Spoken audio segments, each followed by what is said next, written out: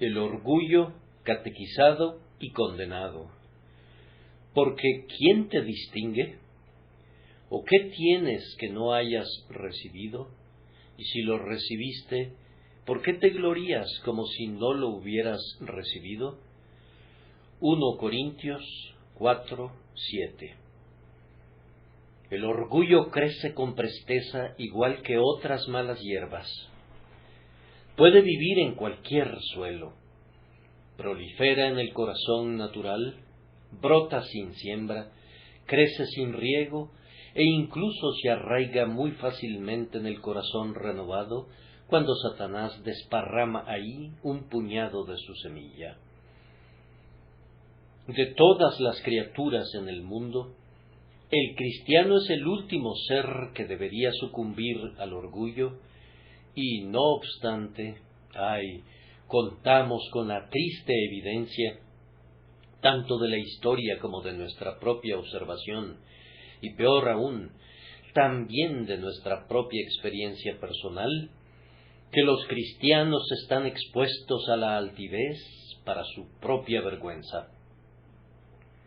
Pablo se propuso lidiar muy enérgicamente con esta enfermedad cuando la vio cundir entre los corintios. Consideró que era necesario hacerlo, pues estaba conduciendo a otros males sumamente ignominiosos. El orgullo y la arrogancia habían inducido a los miembros de la iglesia en Corinto a escoger para sí distintos líderes y a agruparse bajo estandartes independientes. Los seguidores de este individuo pensaban que eran mejores que los seguidores de aquel otro. De esta forma, el cuerpo de Cristo se encontraba dividido y brotaban en la iglesia de Dios todo tipo de sentimientos indebidos, tales como celos, emulación y envidia, cuando todo debía haber sido ayuda mutua y unidad amorosa.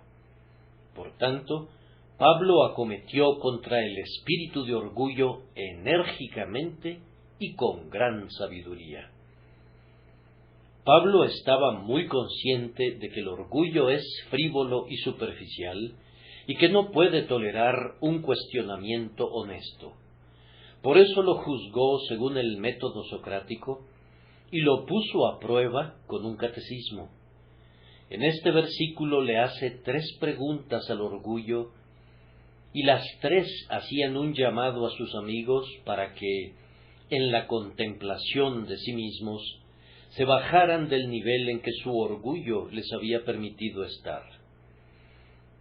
El orgullo afirmaba: tengo tales y tales dones. Pero Pablo replicaba: ¿qué tienes que no hayas recibido? De esa forma hizo una zanja muy profunda y socavó el cimiento del orgullo que había olvidado por completo que esos dones los había recibido de Dios. Por tanto, al recordarle eso a la mente, el apóstol agarró al orgullo justo por debajo de la raíz, lo cual es siempre la mejor manera de hacerlo si se quiere destruir a una mala hierba. No sirve de nada cortar la parte superior de la verde planta, dejando la corona de la raíz que le permitiría brotar con el siguiente aguacero o con la luz que el sol le prodigara. Pero ir a lo profundo para arrancar la raíz es eficaz.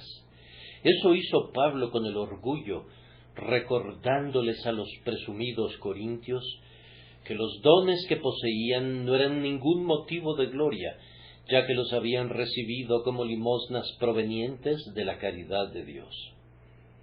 El procedimiento de Pablo también ilustra otra verdad, es decir, que el orgullo es siempre inconsistente con la verdadera doctrina del Evangelio.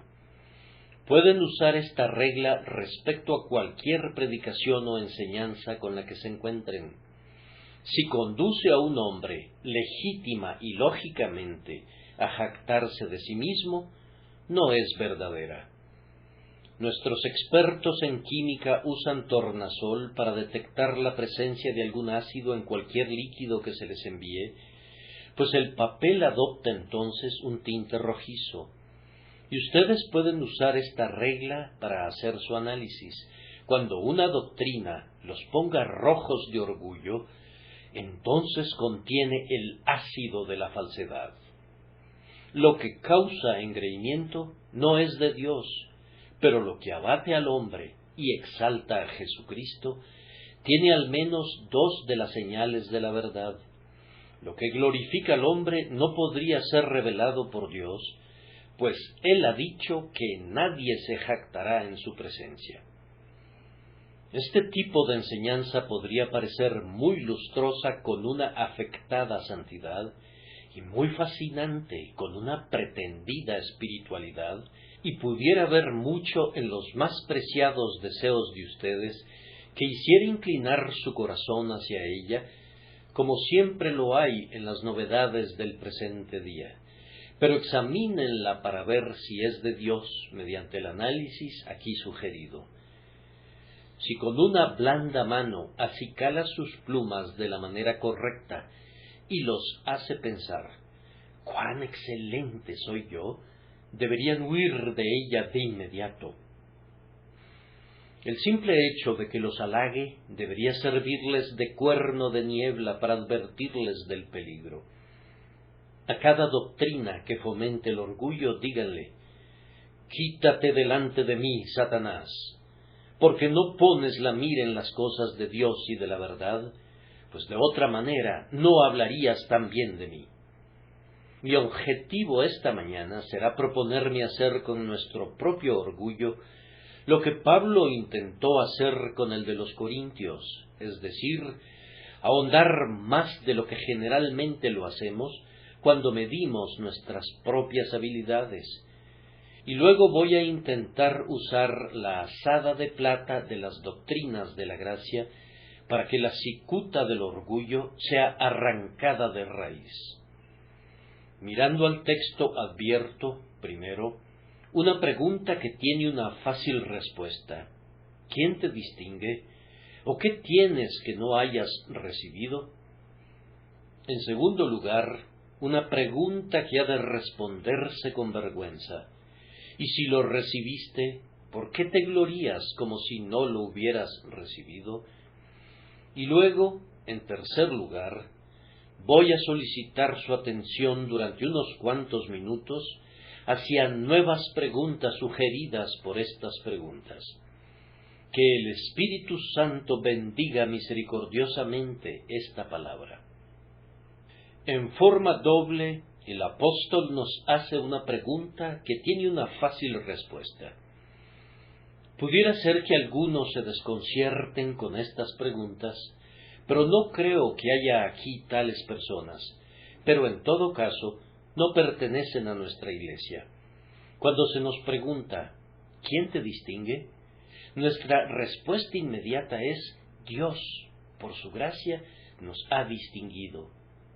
Y si se nos preguntara, ¿qué tienes que no hayas recibido?, nosotros respondemos, no tenemos nada excepto nuestro pecado, pues toda buena dádiva y todo don perfecto desciende de lo alto, del Padre de las luces.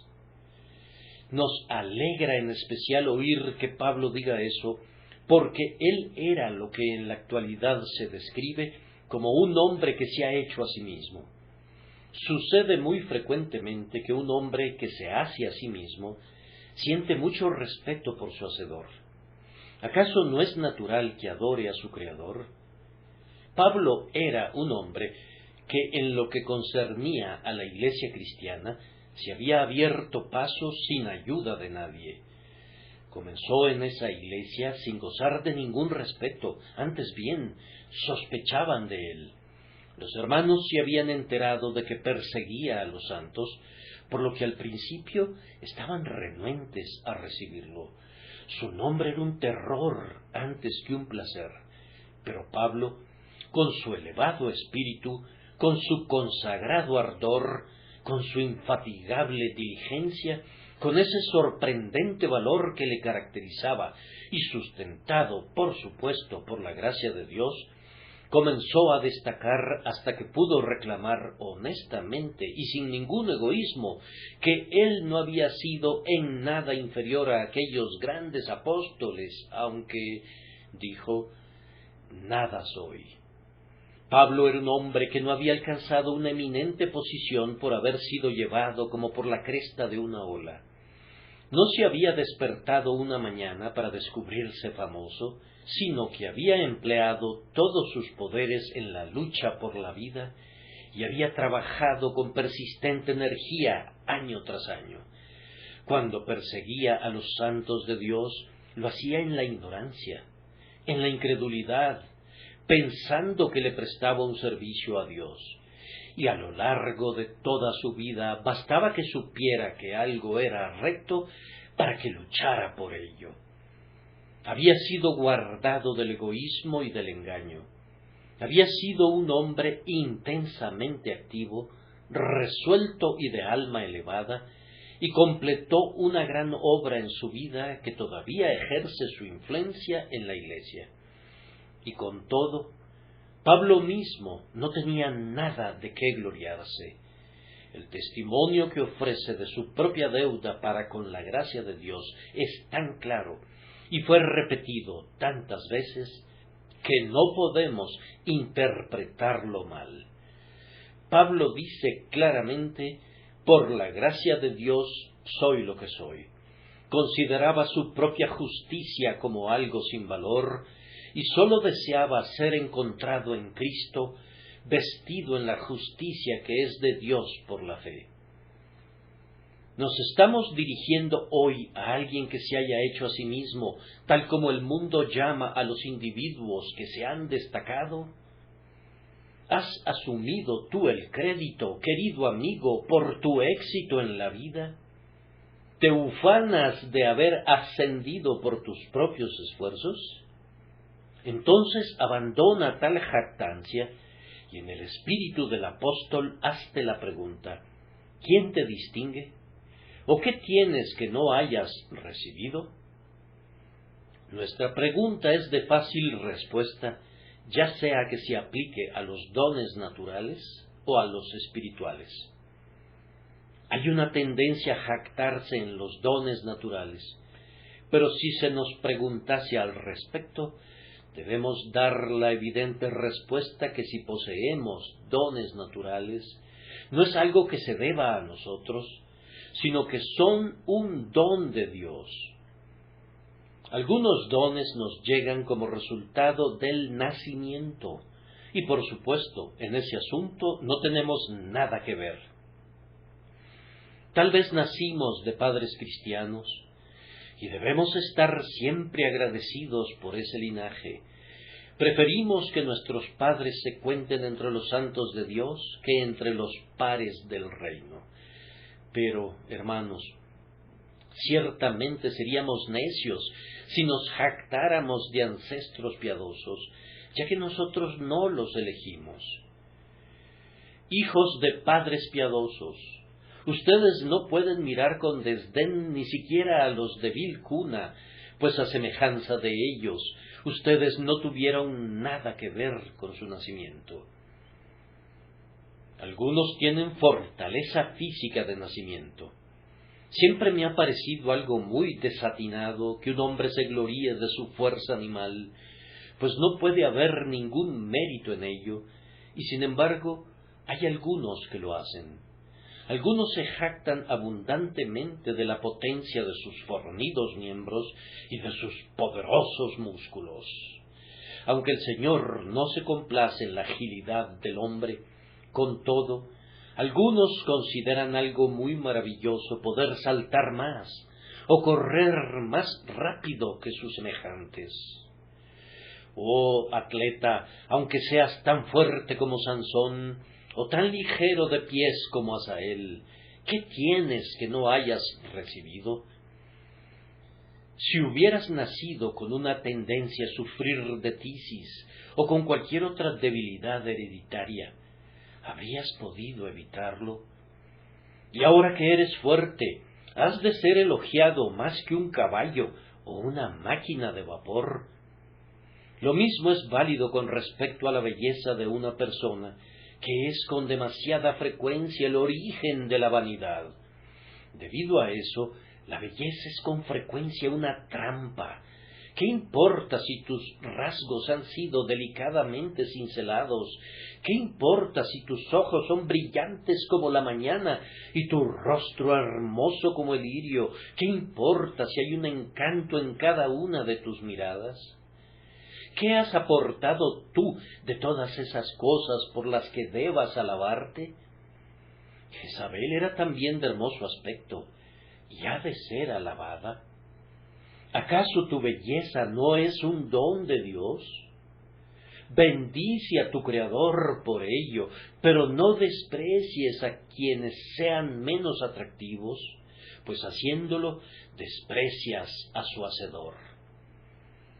Cuán a menudo oímos una risa que brota a espaldas de personas que son de alguna manera grotescas, o tal vez deformes.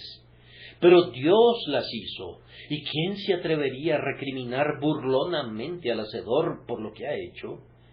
¿Qué tienes tú, oh hermosa entre las mujeres? ¿Y qué tienes tú, oh gallardo entre los hijos de los hombres, que no hayan recibido? Despójense entonces de esos aires remilgados y dejen de andar meneando la cabeza. Lo mismo es válido con respecto al rango que viene del nacimiento. Algunos seres nacen siendo nobles según los arreglos heráldicos. ¿En qué sentido es noble un bebé recién nacido? ¿Puede la verdadera nobleza surgir de algo que no sea el carácter personal? Sin embargo, ellos nacen con la reputación de nobleza y son considerados con respeto de inmediato.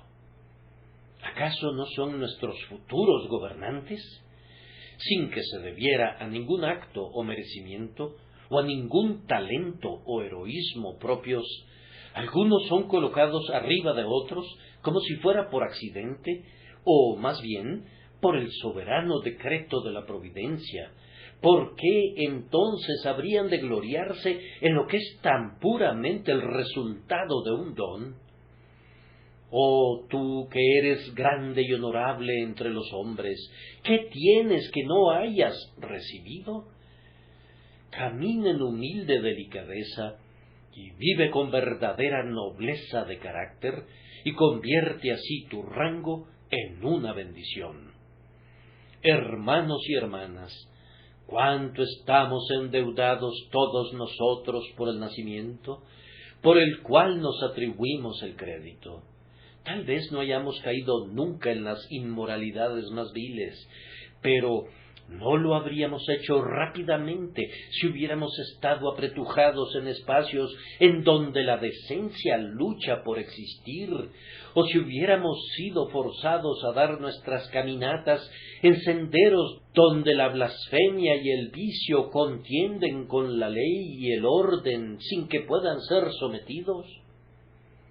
Si hubiéramos tenido ante nosotros el peor en vez del mejor de los ejemplos, ¿qué no hubiéramos podido ser? Tal como son las cosas, ya hemos pecado lo suficiente, pero que no hayamos pecado más, podría atribuirse en gran medida a que comenzamos la vida bajo circunstancias más bien favorables que a cualquier conducta meritoria de parte nuestra. A este respecto, ¿qué tenemos que no hayamos recibido? Dale gracias a Dios porque has sido honesto, pero habrías podido ser un ladrón si tu padre hubiera sido uno. Alégrate porque has sido casto y modesto, tal vez no lo serías si hubieras estado rodeado de otro entorno. En este momento eres respetado y reconocido y conduces rectamente tu negocio. Si hubieras sido tan pobre como otros, habrías podido ser tentado a realizar unas transacciones tan sucias como las que son imputables a ellos.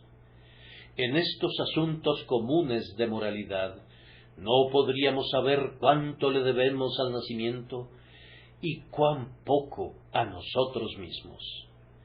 Ciertamente el aplauso que nos recetamos a nosotros mismos cesa cuando oímos la pregunta: ¿qué tienes que no hayas recibido? En el tema del talento hay diferencias muy grandes. Un hombre se abre paso muy pronto en el mundo allí donde otros fracasan. Sin importar dónde se le ponga, amasará su fortuna. Y sus amigos dicen en broma que si fuera transportado al desierto del Sahara, vendería la arena con una ganancia. Pero, ¿quién le dio ese talento? ¿Qué tiene que no haya recibido? Otro puede estudiar un arte o una ciencia y volverse competente en ellas en un breve tiempo. Cuando es muchacho es un líder en la escuela y como adulto es eminente en su esfera. Con todo, ¿no son su sabiduría y su discernimiento dones del cielo? Otro hombre tiene el don de la elocuencia y habla bien, mientras que su prójimo tiene facilidad para escribir. Por cualquiera de esos dones, un hombre puede experimentar tal contentamiento que pronto se puede volver presumido, pero la verdad que nuestro texto enseña debería prevenir siempre esa insensatez. ¿Qué tienes que no hayas recibido? Lo que Dios te dio a ti pudo habértelo suprimido, y el hombre a quien tú desprecias pudo haber recibido tus dones. Él habría sido un necio por despreciarte de no haber tenido tú esos dones, y tú eres ahora un insensato por despreciarlo a él. ¿Qué diferencias hay también en el grado en que los hombres pueden superarse gracias a la educación? Ahora hay una mejor oportunidad para la educación para todos los rangos y condiciones de personas, por lo cual yo estoy sinceramente agradecido y espero que la verdadera religión participe de esa ventaja. Pero no todos los alumnos educados en la misma escuela la abandonan con igual grado de instrucción. Uno es listo y el otro es torpe. Uno se las ingenia para destacar, mientras que otro está condenado a quedarse en la retaguardia. Independientemente de que la diferencia radique en la conformación original del hombre, o que sea el producto de una enseñanza distinta, el resultado tiene que estar sujeto de igual manera al agradecimiento para con Dios, pues si es el talento natural o es la excelente educación, ambas cosas son un don. Sucede exactamente lo mismo con la riqueza. Podría dirigirme a alguien a quien Dios le ha dado una gran riqueza, pero, mi querido amigo, en el curso de la acumulación de esa riqueza, tú has tenido abundante evidencia de que Él te da el poder para hacer las riquezas. Hubo un tiempo cuando tenías muy poco, y una singular providencia te puso en el camino del progreso. Ha habido momentos también cuando un ligero giro en la balanza te habría enviado a la bancarrota, pero los mercados cambiaron su tendencia y lograste evadirla. ¿Has visto que unos que iban adelante de ti en la carrera de la prosperidad se quedaron muy rezagados? Y aunque Dios te ha prosperado, sé que ha habido momentos de ansiedad en los que has tenido que alzar tus ojos al Altísimo e implorarle pidiendo que su ternura y su misericordia te ayudaran y libraran. Bien, en la medida en que esta riqueza es una bendición, si sabes usarla rectamente, debes atribuir su posesión a Dios, que te ha hecho su mayordomo. Me dices que has tenido un ojo más perspicaz, que has sido más diligente que otros, y que también has tenido un mejor juicio. Cierto, pero ¿quién te dio el juicio y quién te dio la salud con la que has podido ser diligente? Muchos otros hombres han sido igualmente diligentes y sin embargo han fracasado. Muchos otros han estado igualmente dispuestos a trabajar, pero se han visto incapacitados por alguna enfermedad. Muchos otros han tenido un ojo perspicaz, pero su juicio se ha visto desconcertado por el infortunio. Alguien más comenzó la vida con un cerebro tan claro como el tuyo, pero ahora está confinado en el asilo y tú estás todavía en posesión de todas tus facultades. Oh señores, no hagan nunca sacrificios a su red, ni ofrezcan sahumerios a sus mallas, diciendo: nosotros rescatamos estos tesoros de las profundidades. Antes bien, bendigan a Dios porque les ha dado todas las cosas terrenales que poseen, pues ¿qué tienen que no hayan recibido? Yo quisiera que ustedes sintieran con mayor intensidad que sólo son mayordomos, que sus posesiones les han sido prestadas para ser usadas para la gloria de Dios y para el bien de otros, y no para ser despilfarradas ni acaparadas egoístamente. Pero ahora, hermanos y hermanas, esto es muy enfáticamente cierto respecto a nuestros dones espirituales, y yo los invito a considerar esta verdad. ¿Qué tienes que no hayas recibido? Durante mucho tiempo ha habido una gran discusión doctrinal entre los calvinistas y los arminianos sobre muchos puntos importantes. Yo estoy personalmente persuadido de que únicamente el calvinista está en lo correcto en algunos puntos y que únicamente el arminiano está en lo correcto en otros puntos. Hay mucho de verdad en el lado positivo de ambos sistemas y mucho de error en el lado negativo de ambos. Si se me preguntara, ¿por qué es condenado un hombre?, yo respondería como respondería un arminiano: él se destruye a sí mismo. Yo no me atrevería a colocar la ruina del hombre a la puerta de la soberanía divina. Por otro lado, si se me preguntara ¿por qué es salvado un hombre?, sólo podría dar la respuesta calvinista: él es salvado por medio de la gracia soberana de Dios y no por sí mismo en lo absoluto. Yo no soñaría en atribuir la salvación al hombre mismo en ninguna medida. De hecho, no he encontrado que a ningún cristiano le interese contender con un ministerio que contenga estas dos verdades en proporciones justas.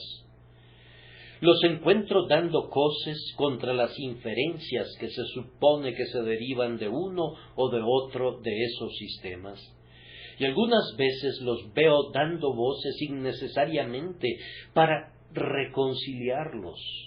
Pero las dos verdades juntas, como regla, se recomiendan a la conciencia, y me siento seguro de que si pudiera presentarlas a ambas esta mañana con igual claridad, me ganaría el asentimiento de la mayoría de los cristianos.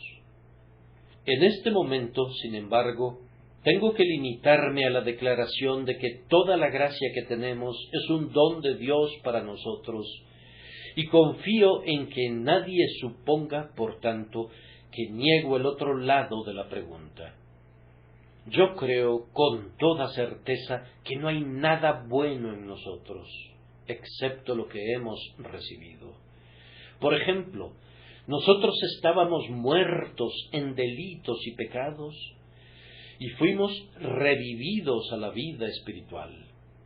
Hermanos míos, ¿brotó esa vida de las costillas de la muerte?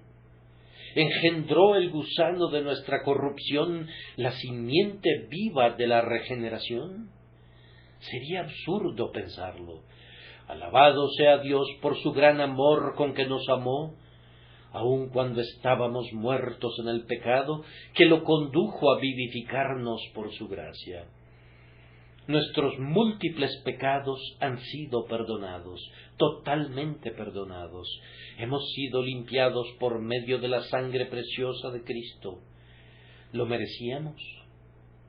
Dice alguien que profese ser cristiano, por un solo instante, que merecía el rescate pagado por Cristo y que merecía el perdón de su pecado. Siquiera imaginar eso sería una blasfemia monstruosa. Oh, no, por gracia sois salvos por medio de la fe, y esto no de vosotros, pues es don de Dios, no por obras para que nadie se gloríe. Dios nos perdonó gratuitamente. No podría haber existido ninguna cualidad en el pecado que hubiera podido originar el amor perdonador. Tuvo misericordia de nosotros porque quiso tener misericordia de nosotros, no porque pudiéramos exigir nada de su mano. Querido amigo, todo lo que te distinga del pecador común es un don de la gracia de Dios para ti. Tú sabes que lo es. ¿Tienes fe en Cristo? Sí, pero ¿no obró el Espíritu Santo esa fe en ti?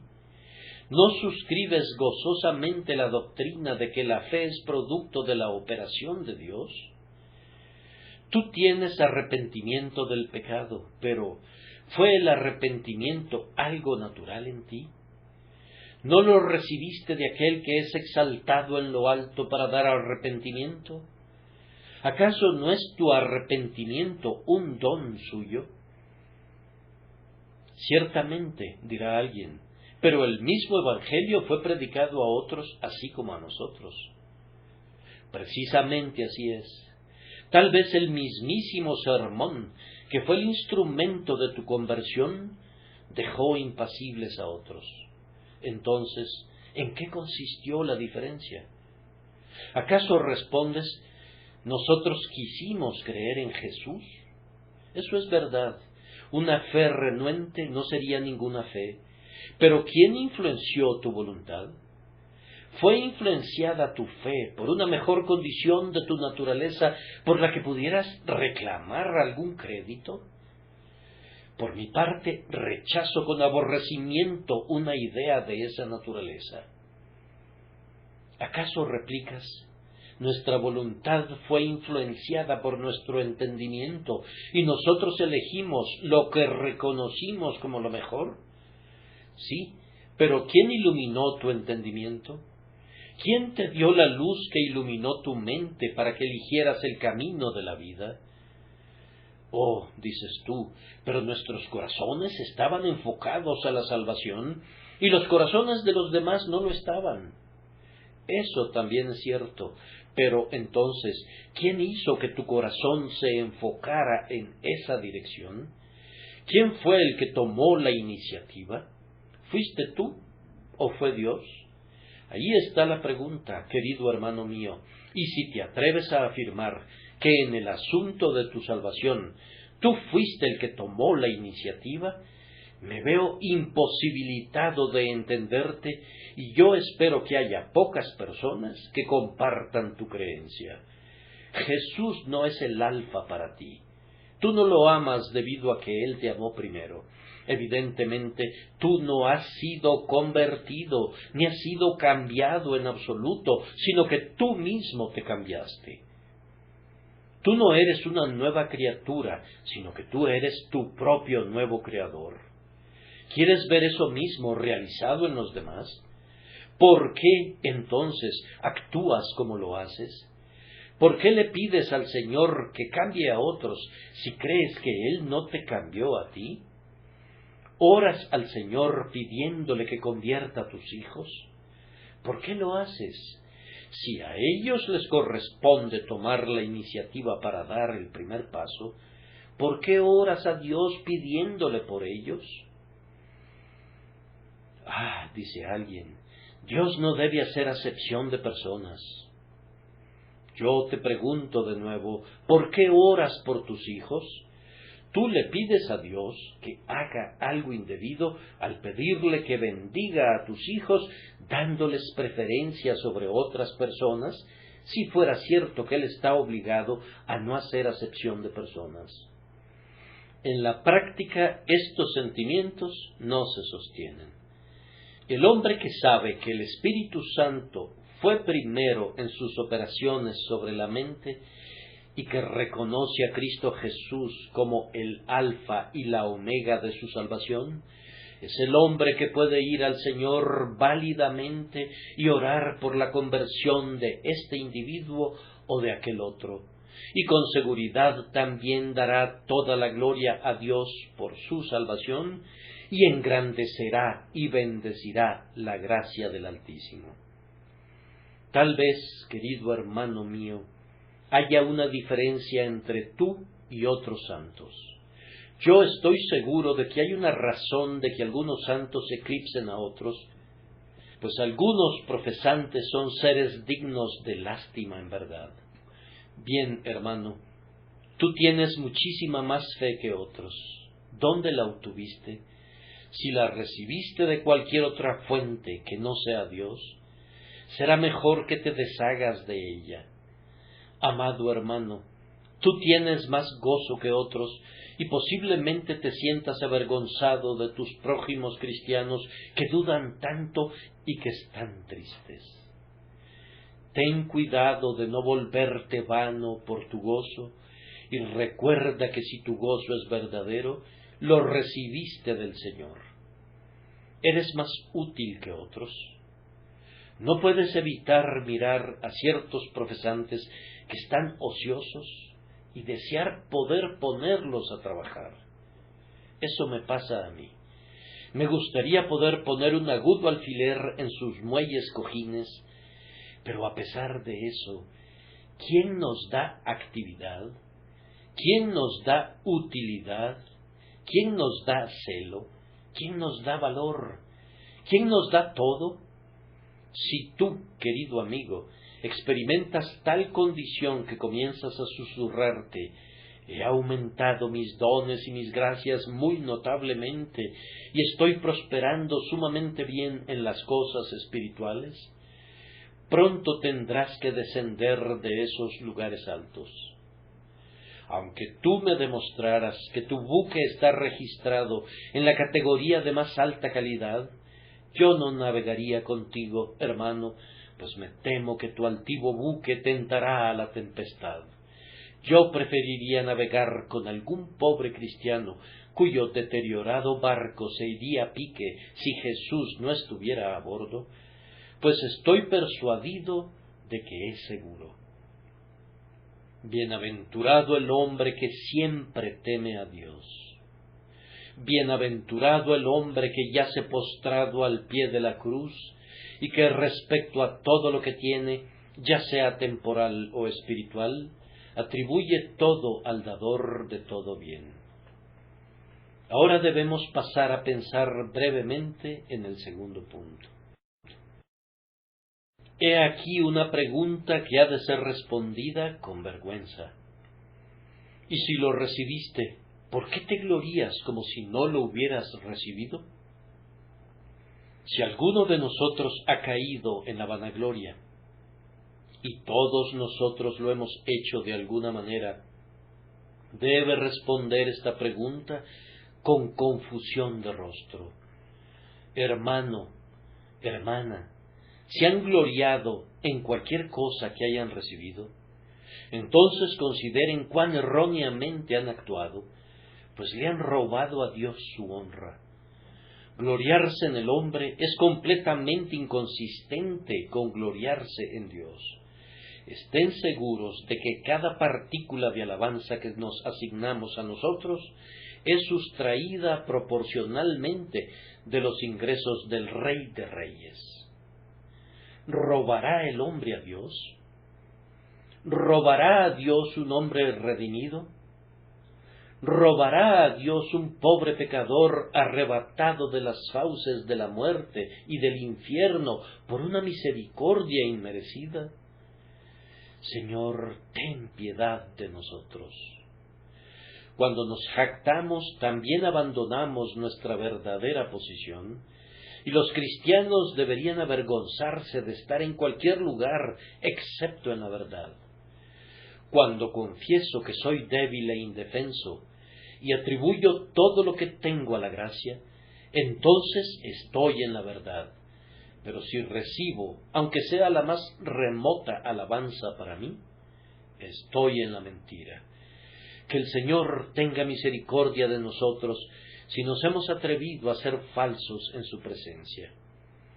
Recordemos también que siempre que nos valoramos altamente, infaliblemente estimamos menos a nuestro Señor. ¿Ves alguna belleza espiritual en ti mismo?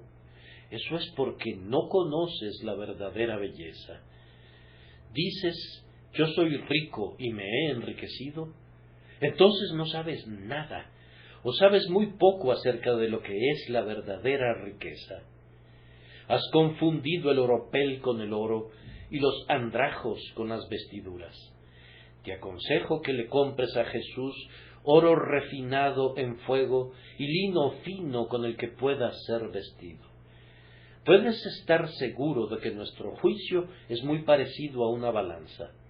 Si Cristo sube, el ego baja, y si el ego sube, Jesús decae en nuestra estimación. Nadie pone un alto precio al ego y a Cristo a la vez. Entre más asombren tus glorias mis ojos, más humilde seré. Es una regla que no tiene excepción. Además, si ustedes y yo nos hemos gloriado en lo que poseemos, hemos subestimado a nuestros hermanos cristianos, y ese es un gran pecado. Ellos son muy amados por Jesús, y Él considera preciosa inclusive su muerte. Mirad que no menospreciéis a uno de estos pequeñitos que creen en mí. Pero si nos sobreestimamos, la consecuencia natural es que subestimamos a los demás. He pensado alguna vez, soy un hombre rico y estos pobres seres, aunque sean buenos cristianos, son unos nadies comparados conmigo. Yo tengo una mayor relevancia en la iglesia. Ya que tengo una medida de talento, he concebido que esos santos y esas santas que no pueden hablar a favor de Cristo no tienen gran relevancia. ¿O he opacado a los jóvenes debido a mi mayor edad y debido a que soy un cristiano experimentado y he dicho, solo son un grupo de muchachos y muchachas? ¿Es esa la forma de hablar acerca de quienes fueron comprados con la sangre de Cristo y son miembros del cuerpo de Cristo? No nos servirá de nada despreciar al santo más humilde. Yo pienso que Cristo mira con especial deleite a muchos que están ahora en un segundo plano y que son metidos con una pala en cualquier hoyo o rincón, y los pondrá de primeros cuando Él venga. En verdad os digo que hay postreros que serán primeros y primeros que serán postreros. Además, el honrarnos a nosotros mismos nos saca del rumbo correcto en cuanto a nuestros dones y nos hace olvidar que estas cosas las recibimos solamente como un préstamo para ser usadas en el servicio a nuestro Señor. Se requiere de los mayordomos que sean encontrados fieles, no que se jacten y que se vistan elegantemente con los bienes de su Señor. Tenemos demasiado por hacer para permitirnos la jactancia. Vean a aquel soldado que acaba de recibir su armadura y su casco. Acaba de iniciar su servicio. Miren con qué placer contempla su atractivo rostro reflejado en su coraza. Cuánto admira su penacho de plumas. Piensa cuán grandioso se verá en ese atuendo. Mi querido amigo, todo este tiempo se te ha olvidado que lo que te espera es usar esas cosas en lo recio del combate, donde estarán expuestas al golpe de la espada, y tú no consideras eso. No queremos ver tu galante apariencia, sino tu valor. Cuando un hombre se exalta a sí mismo por lo que posee, no actúa como debería hacerlo un soldado de la cruz. Aquí vamos a intercalar una o dos ilustraciones. Hay una tendencia en algunos a exaltarse a sí mismos porque Dios les ha asignado algún oficio. Son ministros, diáconos, ancianos, superintendentes o cualquier otra cosa. ¡Qué aires de poder se dan! Parecieran haber aprendido de memoria este texto, honor a quien honor merece, y parecieran haber visto una referencia personal en él. ¿No han visto nunca a los lacayos de los príncipes cuando representan el papel de un gran hombre? Son a menudo unas maravillas de la naturaleza y del arte.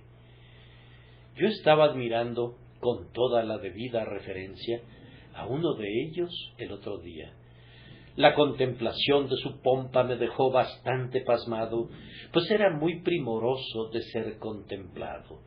Yo estoy seguro de que su regio señor no era para nada tan impresionante, y ciertamente no habría podido ser tan pomposo ni tan aristocrático. Mientras yo lo contemplaba con la debida reverencia y asombro, alguien comentó cruelmente: ¡qué lacayo! Una observación sumamente irreverente y, sin embargo, muy natural. Hermanos míos, siempre que actuemos como si fuéramos muy importantes, solo porque tenemos puestos nuestros mejores vestidos, y seamos ministros, o diáconos, o ancianos, no faltará quien nos llame también lacayos.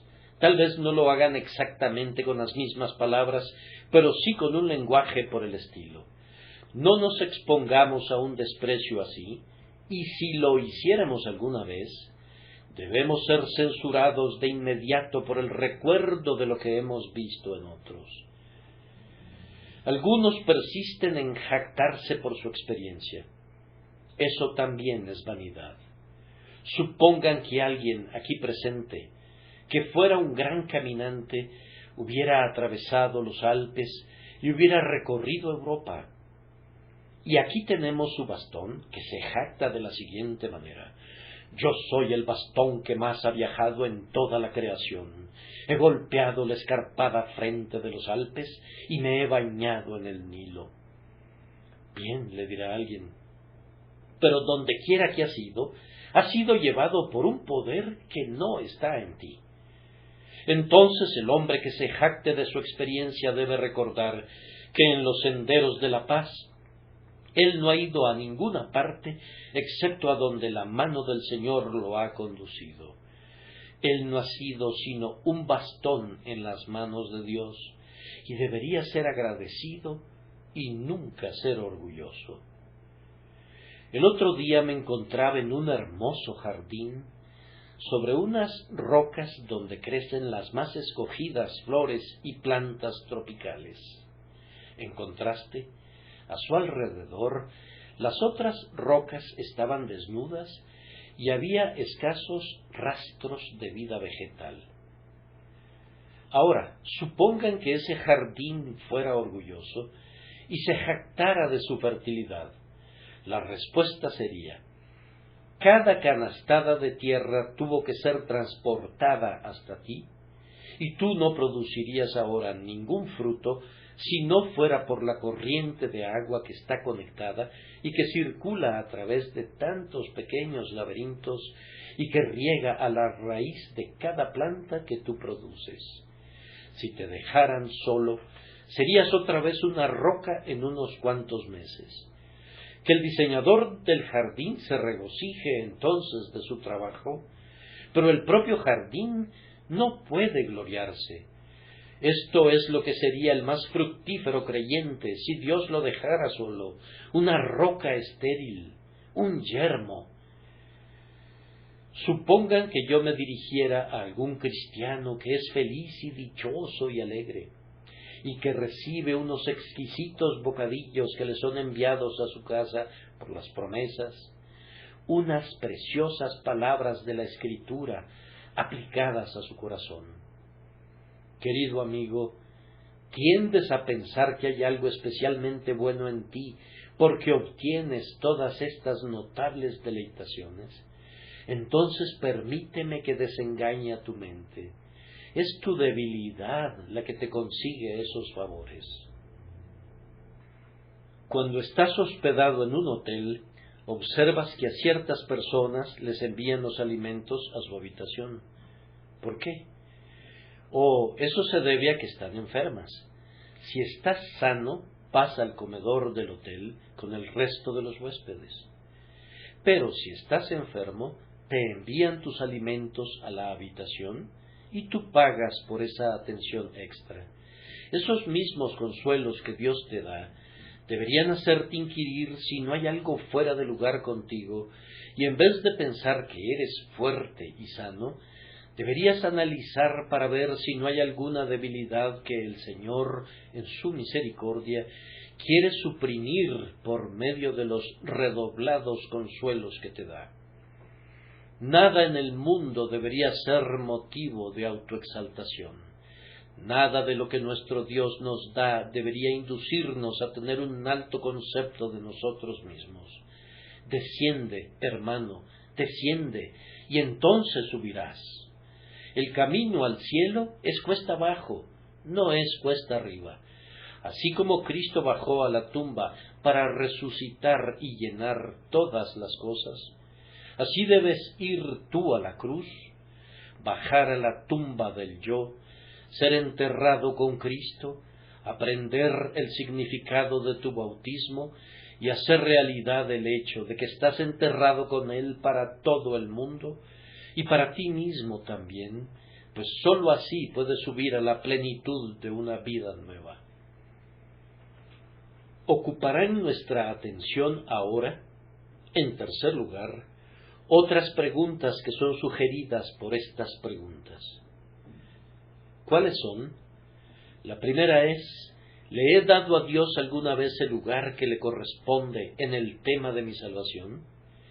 Es válido hacer esta pregunta, pues yo me acuerdo que cuando fui convertido a Dios, y convertido verdaderamente, por cierto, yo no sabía que era una obra del Espíritu en mi corazón.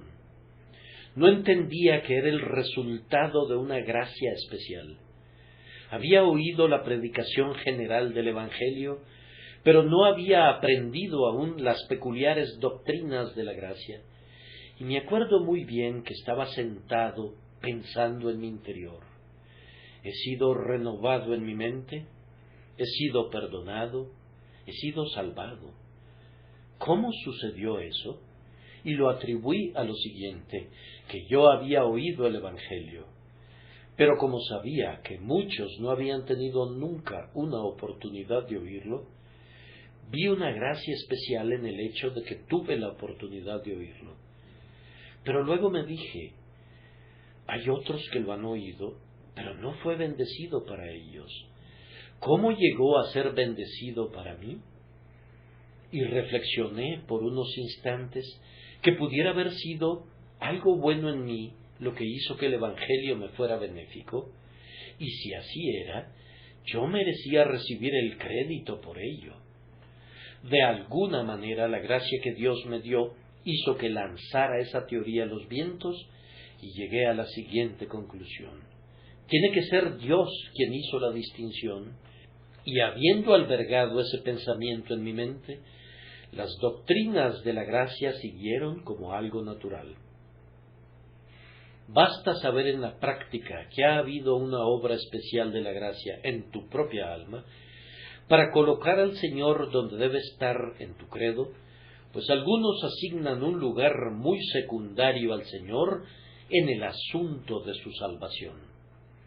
El hombre es muy grande para ellos y a Dios lo consideran pequeño, pero la verdadera teología reconoce que Dios es el propio sol del sistema, el centro, la cabeza, lo primero y lo más importante.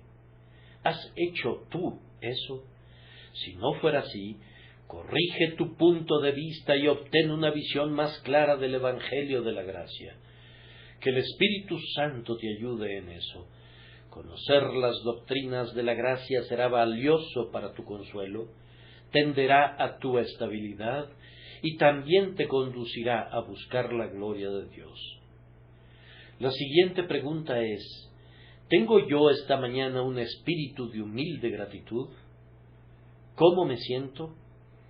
Tomo la misericordia de Dios como algo natural y considero a mis propios dones sin sentir ninguna gratitud.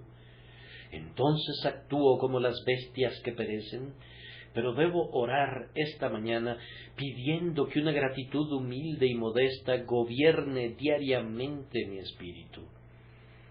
Tal gratitud te hará alegre, te hará denodado, será de hecho una atmósfera en la que todas las gracias cristianas crecerán con la bendición del Espíritu de Dios. A continuación, en vista de que he sido un receptor, ¿qué he hecho yo para dar a mi vez? La intención no habría podido ser que yo recibiera y que nunca diera, pues si ese fuera el caso, me correspondería una triste porción.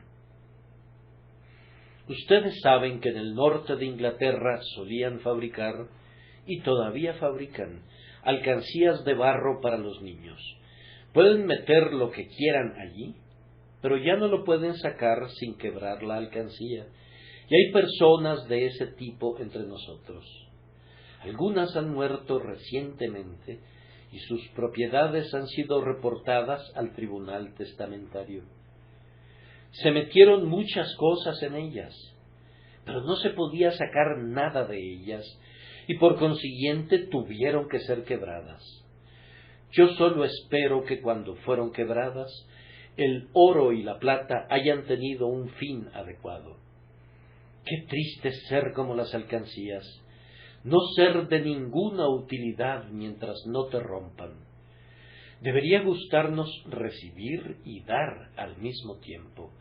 No deberíamos ser como una laguna estancada, como un mar muerto que recibe el agua de los ríos durante todo el año, pero no da ninguna corriente en pago, y por eso se vuelve un lago de aguas estancadas y pútridas. Seamos como los grandes lagos de América, que reciben a los poderosos ríos, pero los hacen fluir hacia afuera de nuevo, y por consiguiente se mantienen frescos y claros. La siguiente pregunta es, puesto que todo lo que he tenido lo he recibido por la gracia de Dios, ¿no podría recibir más? Vamos, hermanos y hermanas, yo quiero que sean ambiciosos con respecto a las cosas de la gracia. Codicien con avidez los mejores dones. Si tienen fe, ¿por qué no habrían de tener más? Si Dios les dio esperanza, gozo, experiencia, ¿por qué no habría de darles más? No están estrechos en Él, solo podrían estar estrechos en ustedes mismos. Traten de eliminar esos obstáculos y pídanle al Señor que les dé más gracia. Otra pregunta: si los cristianos han recibido todo lo que tienen, pecador, ¿por qué no habrías de recibir tú igual que lo hacen ellos? Si fuera verdad que los cristianos obtuvieron esas cosas buenas de ellos mismos, entonces tú, pobre pecador, podrías desesperar, pues tú sabes que no hay nada bueno en ti. Pero si el mejor de los santos, si el mejor cristiano en el cielo no tiene nada que no haya recibido, ¿por qué no habrías de recibir tú? Recibir, tú lo sabes, no es nunca algo difícil. Yo les garantizo que de todas las personas que viven en Londres, no hay nadie que no pudiera recibir. Hagan el experimento ahora.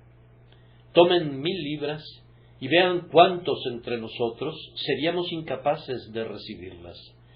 Si hubiera una persona en las cercanías que no quisiera recibirlas, les digo quién sería. Es el hombre que se considera tan rico que ya no le interesa tener más. Tampoco puede recibir el fariseo altivo, que es justo con justicia propia. Pero ustedes, pobres pecadores vacíos, buenos para nada, pueden recibir. Y aquí está la misericordia. A todos los que le recibieron, a los que creen en su nombre, les dio potestad de ser hechos hijos de Dios. Abran esa mano vacía, abran ese corazón vacío. Que Dios nos conceda que puedan ser abiertos por su propio Espíritu Divino y que ustedes puedan recibir, y luego yo sé que se unirán con nosotros diciendo: de su plenitud tomamos todos, y gracia sobre gracia.